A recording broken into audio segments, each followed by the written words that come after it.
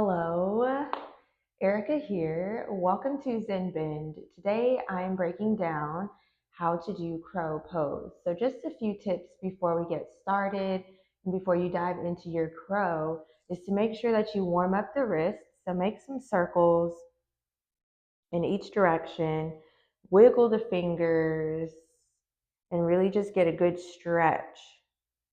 You want to even take your arm extended out and then face your fingers up.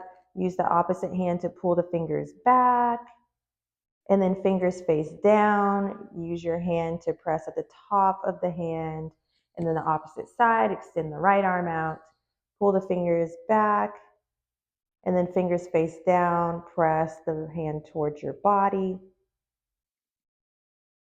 and maybe even a little shoulder warm up.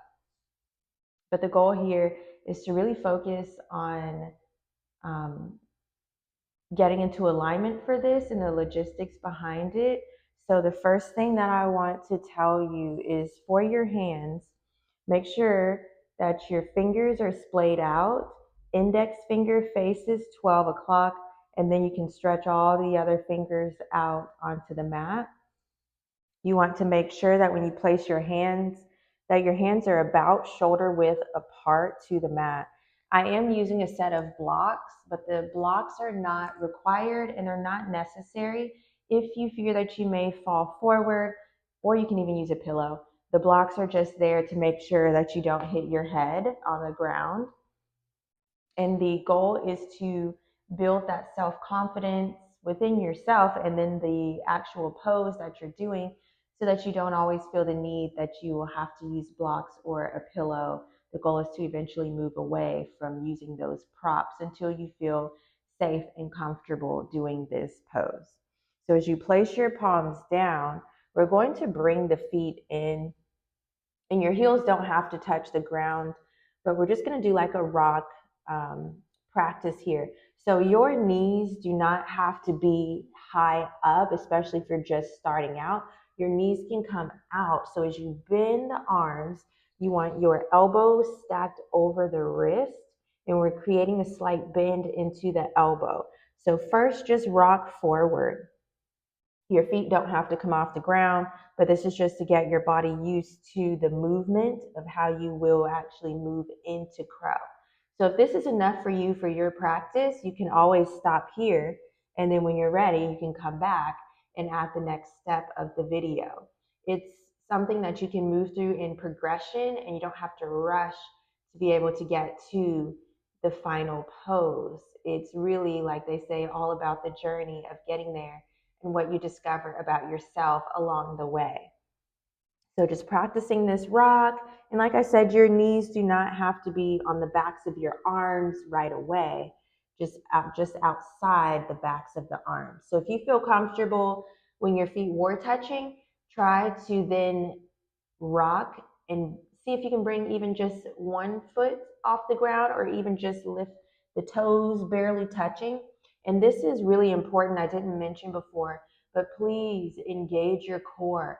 The core is what's going to help you actually lift up. So the more that you engage the core, squeeze those abdominal muscles, the more it'll feel easier to let those feet float up behind you. So the blocks are just there for a safety net. When you get comfortable, remove the safety net as you build your confidence. So as you float up, float forward, and then just bring the feet back down. So you can stop here if you feel comfortable. This is an arm balance pose, so your arms may begin to get fatigued, and that is okay. Again, this is all about progression, and we're not rushing to the end. So take your time to continue to rock forward and just play with that. And each time you practice, that can be what your crow pose is just a little rock forward to get used to it. When you feel comfortable enough with your rock, you're engaging your core to let those feet float up. You can then focus on getting getting your knees to the backs of your arms. The higher up that you do go, at some point it will become easier to let those feet float up. And that does help as you begin to build your strength in your arms and your core. So just repeating those steps over and over will help. And even before you get to your actual crow, a pose that is really good to help with this is a plank pose. And you don't have to do the full plank with your arms. You can come down to the forearms. Make sure that the arms are about shoulder width apart. And by doing that, you can grab the opposite elbows and then place the hands down. So knees can stay engaged here if this is comfortable for you. You don't want to strain your body, but still engage your core.